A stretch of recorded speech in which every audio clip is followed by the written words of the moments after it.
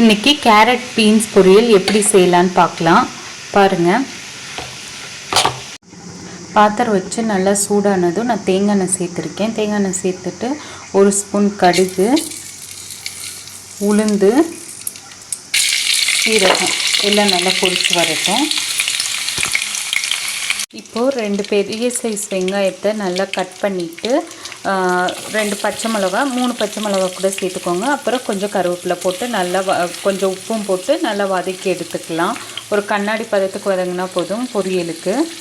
வெங்காயம் இந்த அளவுக்கு வதங்கினா போதும். இப்போ நான் ஒரு 1/4 கிலோ பீன்ஸ் எடுத்து நல்லா கட் பண்ணிவிட்டு எண்ணெயில் போட்டு வதக்கி கொஞ்சம் உப்பும் மஞ்சள் பொடி போட்டு வதக்கி வச்சுருக்கேன். ஏன்னா கேரட் சேர்க்கும்போது அது டக்குன்னு வேகாது. அதனால பீன்ஸை தனியாக வதக்கி வச்சுருக்கேன். அதையும் போட்டுக்கலாம். உப்பும் மஞ்சள் பொடியும் போட்டு தனியாக வதக்கி வச்சுருக்கேன். இல்லை நீங்கள் இது கூட டேரக்டாக போட்டு வதக்கி எடுத்தாலும் ஓகே தான்.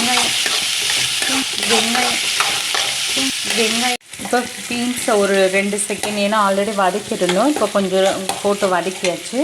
இப்போ 1/4 கிலோ கேரட்டு நான் இப்படி திருவி வச்சுருக்கேன். உங்களுக்கு முடிஞ்சால் கட் பண்ணி கூட யூஸ் பண்ணுங்கள். என்கிட்ட இப்படி மிக்சியில் இது பண்ண முடியும். அதனால் இப்படி நான் நல்லா போட்டு கிரேட் பண்ணி வச்சுருக்கேன். அதை நல்லா மிக்ஸ் பண்ணிடுங்க உப்பு போட்டுட்டு.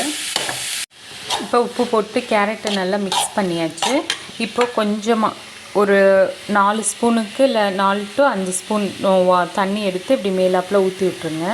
ஊற்றி விட்டுட்டு மீடியம் ஃப்ளேமில் வச்சுட்டு அடுப்பை ஒரு 5 to 7 minutes மூடி வச்சுருங்க. இப்போ கேரட் நல்லா பொரிஞ்சிருச்சு. ஒரு 7 minutesக்கு அப்புறம் எடுத்து பார்த்தேன், நல்லா பொரிஞ்சிருச்சு.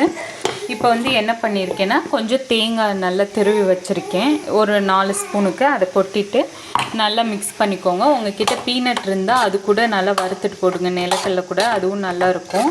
இதை நல்லா மிக்ஸ் பண்ணிவிட்டு அந்த தண்ணியெலாம் ட்ரை ஆகிட்டு இறக்கிடுங்க.